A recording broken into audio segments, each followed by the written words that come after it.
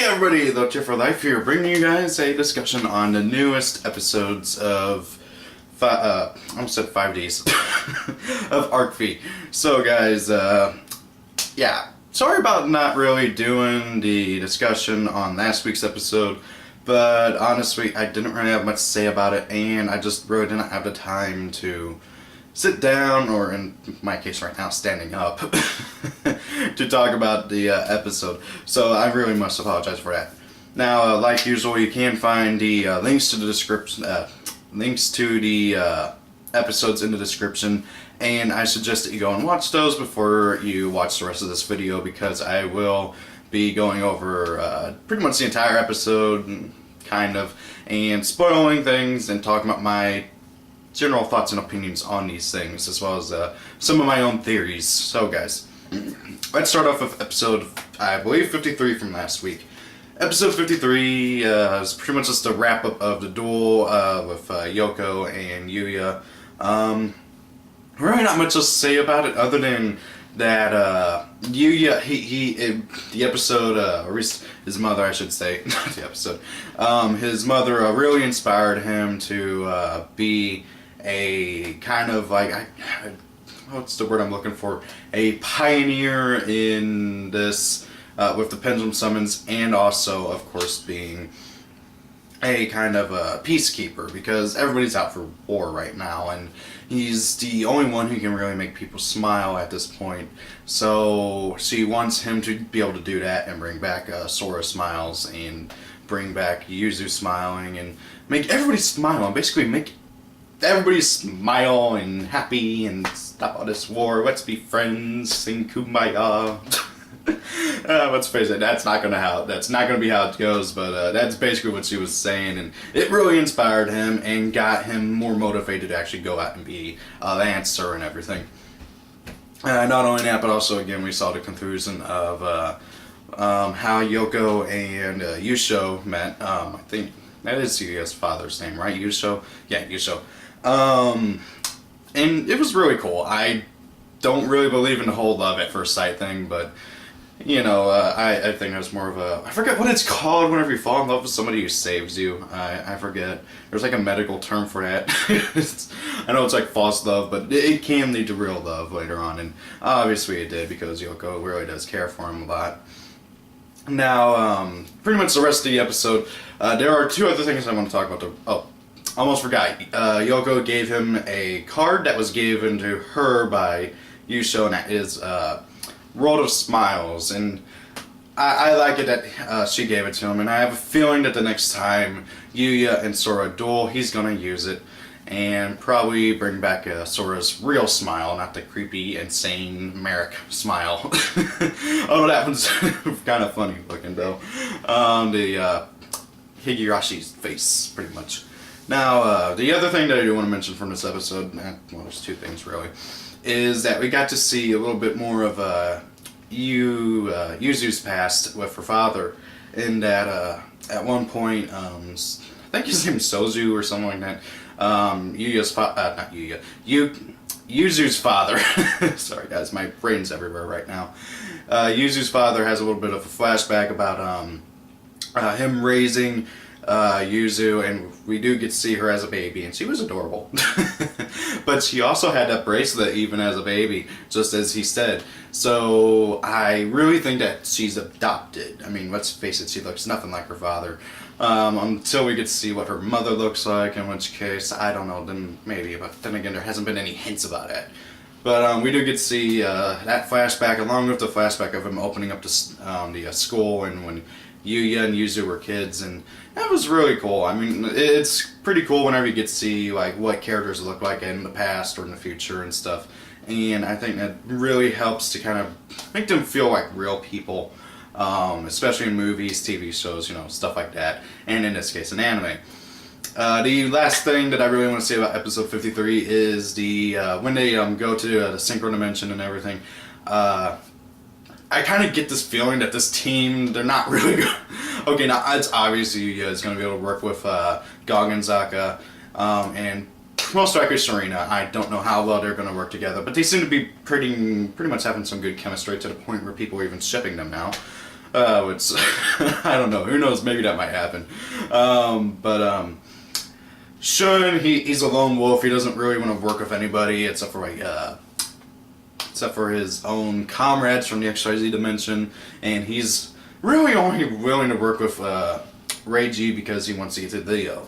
And I have a feeling that everybody's mistrust of Reiji, especially considering that he was outright lying to them about him not knowing what happened to Yuzu, even though Serena confronted him about it, and he ended up telling everybody what happened in reality.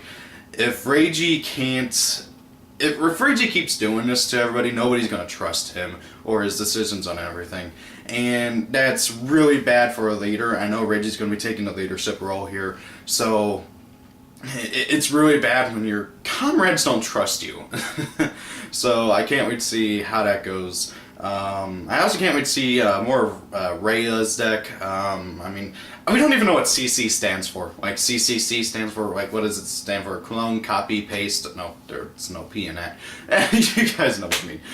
So yeah, I don't know what CCC stands for. If anybody might have any guesses, take a shot at it in the comments. I don't know. But yeah, that's pretty much it for episode 53. It was a pretty nice episode. I had some character development for Yugioh and everything. And we got to see Odd Eyes with his eyes like in anime style and smiling and stuff. It was weird, but poor Odd Eyes. I can't help but feel like Odd Eyes is the like most humiliated Yu-Gi-Oh! Ace character. I mean, he's been bloated up to being so fat that he rolls around like a ball. He's been God, he's been through a lot. He's only had, what, 3 forms now? No, 4 forms now. And, I mean, like, I feel sorry for the poor thing. Who knows what's going to happen to him in the next arc. Anyway, so, now then, episode 54, this is where the good stuff starts. Well, last episode was pretty good too, but this is where the more interesting stuff gets going. In that this entire episode, Yugioh is only mentioned by name, and is seen in the credits, the opening and the intro credits. That is it. He's not in this episode. Nobody in this episode, well, nobody is in this episode except for Yugioh and Yuzu, and some rich people. Oh yeah, and Jack. So guys, this episode is basically Yugioh and Yuzu talking and learning more about each other and learning more about the synchro dimension and the standard dimension, as Yuzu explains everything about like what's kind of going on to Yugioh, and Yugioh explains everything about himself and the synchro dimension and Rin. And we actually, oh yeah, I forgot, we get to see Rin. Like, we actually do get to see her in a flashback. She's still captured by Academia, so we don't get to see her, and we probably aren't going to get to see her until the last season of the anime. That's my guess. That's probably also when we're going to get to see Rory, or I have a feeling Rory, we're not going to get to see what she looks like until later on, unless like she escapes or is turned into a mind puppet. I don't know. So anyway, so as I said, they're talking and everything, and Yugioh kind of goes into detail about the city and everything, especially as they're driving around later on. He explains that basically it's how 5Ds was at the start, basically. Where all the rich people get to live in nice, luxurious places, and all the poor people get to live in the slums. However, here's the big difference. The slums is under the main city, the main city is under the, like, where the tops are, and the tops is where everybody, like, all the rich people live, and they get to live in, like, luxurious skyscrapers and everything, and get to be rich and pampered and prosperous and everything. And anybody who's not filthy stinking rich lives in the slums, and that's the city underneath. And it's ridiculous. And like, what happened? What was everything that you say into the gang did for nothing? Well, here's 2 theories on that. The first theory, and this one I am having trouble believing because I really don't want it to be the case, and that is that the synchro dimension is not the 5Ds that we know of, and that this dimension, it features alternate versions of Jack and Crow, and this seems to be what everybody is going by right now, and that's mainly because the wiki has it listed as such. However, that's just a placeholder until we learn more about Crow and Jack, okay? We don't know anything about this Crow and Jack except for the Crow and Jack. And for all we know, who knows, maybe they are different versions of them. Who knows, maybe we're in the manga universe. You know, like 10 years into the future of the manga universe. Who knows? Who knows? We don't know yet. And honestly, though, I really feel like that we're just in a future. I think we're at least 10 years into the future from 5Ds. And here's why I think this, okay? The rich and powerful will always try and retain their power, and will always try and take it back if they lose it. So, here's my theory. After 5Ds ended, you say, of course, he retired and became, a engineer and like worked on motorbikes and stuff. And who knows, maybe he got married to Akiza and went on a honeymoon and is who knows where, or maybe he's traveling around the world. I hope that latter one is real, though. Not the traveling around the world one, but with Akiza, you know what I mean. But, if that is the case, then Yusei is not in, New Domino City. That's what I'm calling it. It's just called the city, though. And they use really, really vague and general terms to describe the city and places around it. And so what I think is that after Lazar stepped down from being the head of security, this new guy got in, and he worked with the super rich to build a city on top of the rest of the city, and then basically put all the money into that and took all the money away from everybody else and put them all into slums. And really nobody could do anything about it because, of course, being the head of security, being the head of police, he can do whatever he wants and get away with it. Just like Rex Goodwin. Rex Goodwin could do whatever he wants and gets away with it. And it's basically the same thing here. So that is my theory on it, and you'll see that Jack Atlas, he is really, really sad all the time. He looks really, really depressed. And rightfully so, because he grew up in the slums, okay? He grew up in Satellite, and he made it to the tops, and now everything that everybody worked for is no more, and it's segregated again. Rich and powerful up here, everybody else down there. So that's my theory on it. And my other guess is that Yusei tried to do something about it, but possibly got arrested, and the same possible thing could have happened to Akiza. I don't know. We don't know anything about it yet, but this is just my theory. A Yu-Gi-Oh theory. So yeah, there's that. And also we get to see the start of a turbo duel. It's called Riding Duels in Japan, which kind of threw me off on like Riding Duels. Oh wait, that's what it's called in Japan. But however, regardless, I cannot wait to see the rest of this arc. Now, as I said earlier, they use very vague terms to refer to everything. Like, the city is just referred to as a city. And this even makes Yuzu confused. He's like, you just call it the city? And he's like, yeah, that's a city. And so my guess is that that's not what it's actually called. They just use it as a derogatory term to refer to it as that because nobody wants to call it what it used to be called because it's not what it used to be. The other thing is that he refers to that he grew up in a city, not in a city, in a facility. And a facility is, again, a very vague term. A school is a facility. A office is a facility. A duel arena is a facility. So by facility, I think he means an orphanage. And there's really only one orphanage that I know of in 5Ds, and that's the orphanage that Jack, Crow, and Yusei grew up in. So whenever Yugioh refers to that he grew up in the same facility as Jack and wants to aspire to be like Jack, I have a feeling that he's referring that he grew up in the same facility as Jack. Now, you may be wondering, well, what about the whole age thing?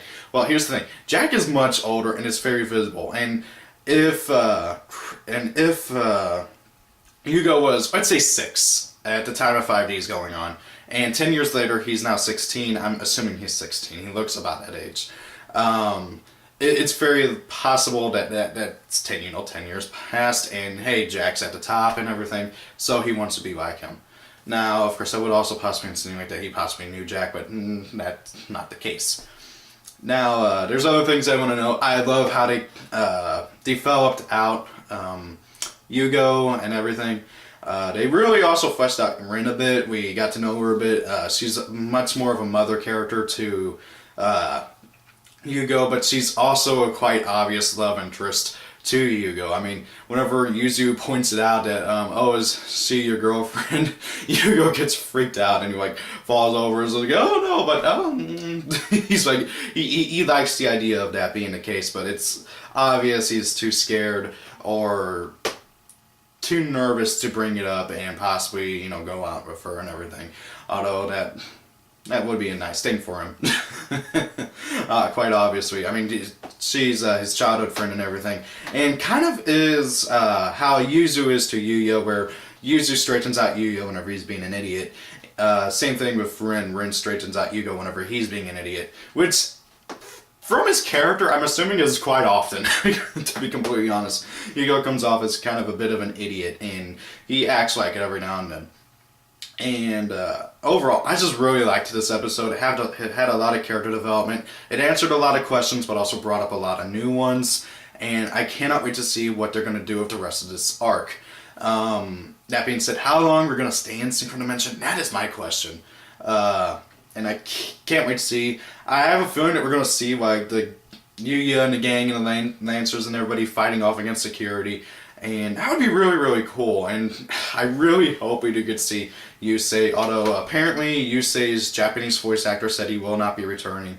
And of course the Japanese, if you guys don't know, they have a really big thing about keeping voice actors the same across all continuities. And that is why just recently in the Persona franchise, they actually cut Igor, one of the main characters from the series, for a bit because his voice actor, who was 93 at the time, oh my god, died. So they cut the character because it's out of respect. And it's really this thing where basically they say that, oh, if the voice actor dies, then they have to cut the character or let him die or her die or anything, because they also do this big thing where they don't think that anybody else can really play that character as well. Now, of course, they're having occasions where it's not been that case. Like, I know Saber from the Fate series has like 5 or 6 different voice actors, but Fate has like a million different things going on with it. So I don't know. Who knows? Maybe who knows? They might bring back Yusei, or they might reference him, which would be cool as well. I hope to see Akiza, obviously. I heard that Leo went to London at the end of 5Ds. Again, I've never finished 5Ds. I do know what happens at the end, but I don't know everything that happens at the end. But apparently Leo went to London probably to study or something. And I don't know what happened to Luna, but however, considering Leo and Luna's background and how they're rich kids, it would be obvious to say that they live in the top somewhere. And again, if 10 years has really passed, I mean, it's very obvious with Jack that he's much older than he used to be. But with Crow, it's not so much. Then again, I have a feeling that Crow's got to be at least a few years younger than Jack. It would be pretty cool to see a grown-up Leo and Luna. I mean, I think they were at least 12 at the time of 5Ds. So they'll be, 22 if 10 years really did pass. Again, this is all just theories and everything. So guys, tell me what you think of again, there I go, almost calling it 5Ds. Tell me what you guys think of Arc V, especially this episode, and what do you hope to see out of this arc and everything.